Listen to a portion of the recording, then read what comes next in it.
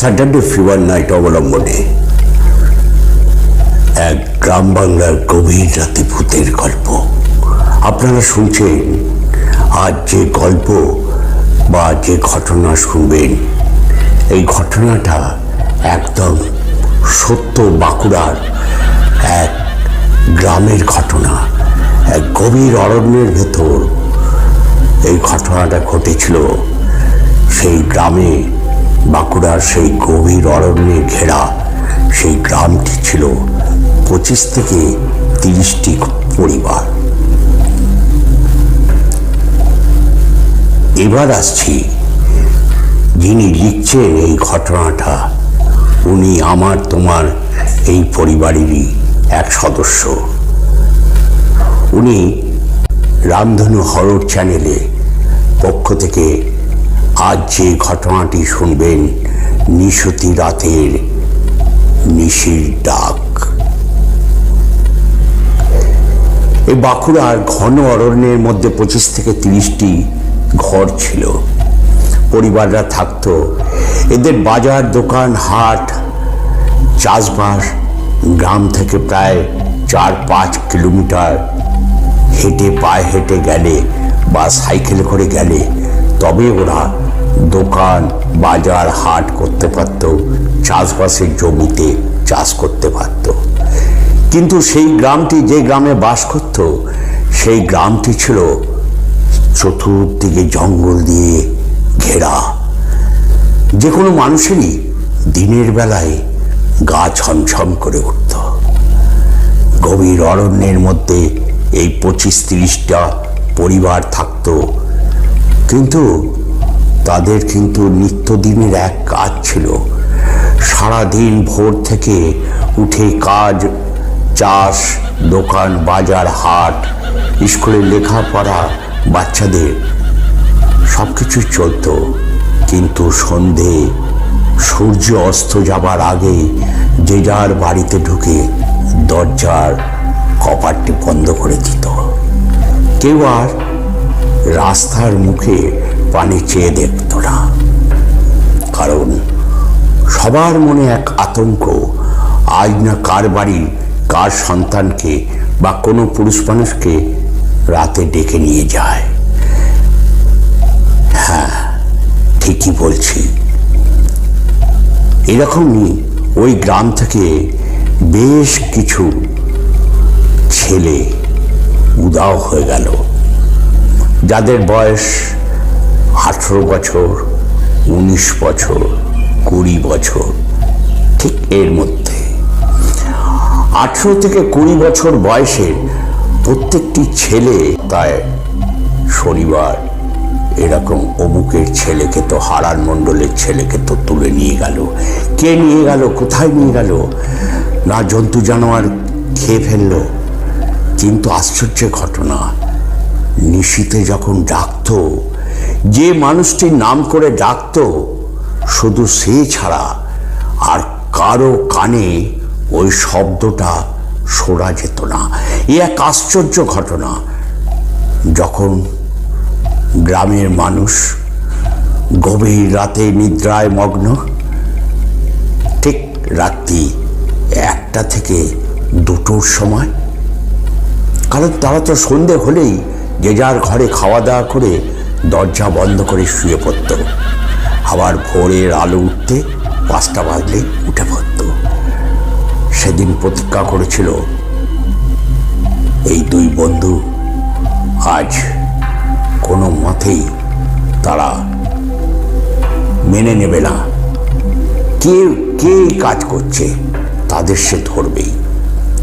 তার মধ্যে রাহুল ছিল খুব সাহসী। রাহুল বলল, পঞ্চায়েতে আমি থাকবো আর আমার সঙ্গে আমার বন্ধু সৌমেন থাকবে। দুজনই, রাহুলের বাবা নেই, 10 বছর আগে গত হয়েছেন অসুখে, আর সৌমেনের বাবা মা আছে। কিন্তু রাহুলের মা একটি পুত্রকে হারাবার জন্য সে একদম নাছোড়বান্ধা। সে কিছুতেই পুত্রকে ঘর ছাড়া হতে দেবে না। আর রাহুলও আজ জেদ, আজ আমি বেরোবই, আজ আমি কে এই কাজ করছে আমি ধরবই। সাথে তার বন্ধু সোমেনকে নিল। ওরা যখন সবাই গ্রামের লোকেরা দরজা বন্ধ করে শুয়ে পড়ল, সন্ধে হতে এরা একটা আশ্রয় নিল এক একটা গাছের ঠিক আড়ালে। ঘন গভীর জঙ্গলে ঢুকতেই এক একজন এক একটা 10 হাত দূরত্বে। রাহুল একটা গাছের আড়ালে, সোমেন একটা গাছের আড়ালে, দুজন দুটো গাছের আড়ালে। দুজন দুজনকে যাতে চোকাচোকি হয় দেখতে পায়, কেউ কারো বিপদে পড়লে আরেকজন যেন ছুটে ঝাঁপিয়ে আসতে পারে। এমন সেদিন ছিল শনিবার অমাবস্যা। গভীর অরণ্যের মধ্যে যখন সবাই নিদ্রায় মগ্ন, হঠাৎ রাহুলের কানে এলো 2:45 সময় একটা স্বর। বাবা রাহুল, বাবা রাহুল, তুই ফিরে আয়, ফিরে আয় বাবা রাহুল, আমি তোর মা বলছি, তুই ফিরে আয়। রাহুল, মা তোমার কোনো ভয় নেই, আমি আসছি। ব্যাস একটাই শব্দ। হঠাৎ সোমেন দেখে, কিন্তু সোমেন ওই কথাটা শুনতে পায়নি, রাহুল যে কথাটা কানে শুনতে পেয়েছে। রাহুল অবিকল শুনল যেন তার মা তাকে ডাকলো। সোমেন খালি চোখের সামনে দেখল রাহুল যেখানে দাঁড়িয়েছিল একটা কালো ঘন ধোঁয়া সেই গাছটাকে ঘুরিয়ে ঘিরে ফেলল। হঠাৎ একটা কুণ্ডলি পাকে ঘন ধোঁয়াটা, একটা কুণ্ডলিটা ঘন জঙ্গলের মধ্যে ঢুকে গেল। ঠিক ওই সময় সোমেন ওই দৃশ্য দেখে প্রাণপণে ওইখান থেকে ছুটল। সোমেনের গাটা তখন মনে হচ্ছে বরফে একটা প্রলেপ গায়ের ওপর দিয়ে, শরীরের ওপর দিয়ে বয়ে গেল, হাড় হিম হয়ে গেল, ঘাট থেকে একদম স্রোত নেমে গেল পা পর্যন্ত। সে ছুটতে ছুটতে নিজের ঘরে সে দরজা ধাক্কাতে লাগলো। মা দরজা খোলো, বাবা দরজা খোলো, কারণ সোমেনের বাবা মা তো বেঁচে আছে। রাহুলের মা অনেক বারণ করেছে, সারা রাত ঘুমোতে পারেনি। দরজাটা বন্ধ করেই সে রাত জেগে বিছানায় শুয়েছিল। এদিকে পাশের বাড়িতে সোমেন অত জোর ধাক্কাতে আশেপাশের লোকেরা উঠে পড়েছিল। সোমেন ঘরের মধ্যে ঢুকে গিয়ে অজ্ঞান হয়ে পড়ে যায়। ওর বাবা মা ওকে জ্ঞান ফেরাবার চেষ্টা করে, কি হয়েছে বাবা বল, কি হয়েছে? কোনো কথা বলতে পারে না। যখন ভোর হয়, আলো ফোটে, তখন সোমেন বলে রাতে এই দৃশ্য সে দেখেছে, সে আর দাঁড়িয়ে থাকতে পারেনি, ভয় এখান থেকে চলে এসছে। শুধু সে দেখলো রাহুল যেখানে দাঁড়িয়েছিল একটা কালো ঘন ধোঁয়া তাকে ঘিরে ফেলল, আর সেই ধোঁয়াটা কুণ্ডুলি পেকে ঘন জঙ্গলের মধ্যে ঢুকে গেল। সব গ্রামের লোকেরা সেই সময় পুরুষ মানুষ হাতে লাঠি ফাটি নিয়ে ওই গাছটার কাছে জঙ্গলে গেল। গিয়ে দেখছে রাহুল আতঙ্কের মতো তাকিয়ে তার বডিটা নিথর হয়ে পড়ে আছে গাছের তলায়, প্রাণ নেই। রাহুলের প্রাণ চলে গেছে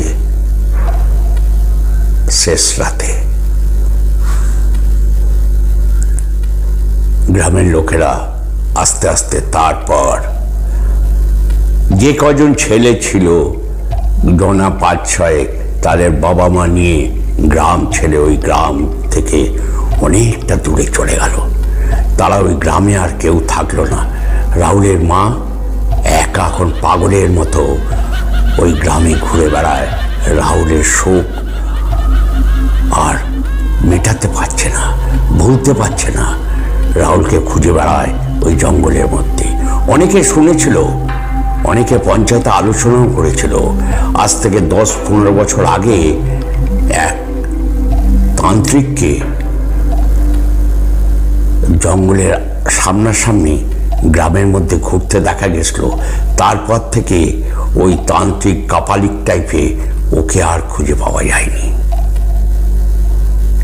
কে নিয়ে গেল রাহুলের মতো আরো কতগুলো প্রাণ? সোমেন বলল, দাদা যদি পারেন এটা শোনাবেন। আপনার দর্শকদের আমার বন্ধুকে আর ফিরে পেলাম না। একদম সত্য এক বাস্তব ঘটনা। জঙ্গলমহলের মতোই ওই বাঁকুড়ার গভীর অরণ্যের মধ্যে 25-30টা ঘর এখন ফাঁকাই পড়ে আছে।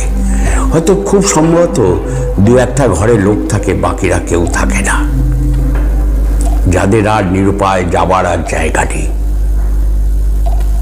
যদি ভালো লাগে অতি অবশ্যই লাইক একটা দেবেন, সাবস্ক্রাইব করতে ভুলবেন না। যারা সাবস্ক্রাইব করেননি অতি অবশ্যই সাবস্ক্রাইব করবেন, আর নোটিফিকেশনটা যাদের অফ করা আছে অতি অবশ্যই নোটিফিকেশনটা অন করে রাখবেন, কারণ পরবর্তী দিনে পরবর্তী গল্প, পরবর্তী ঘটনা শোনার জন্য আপনার কাছে আপনার বন্ধু আবার হাজির হবে। সবাই ভালো থাকবেন, সুস্থ থাকবেন, আবার দেখা হবে। নমস্কার।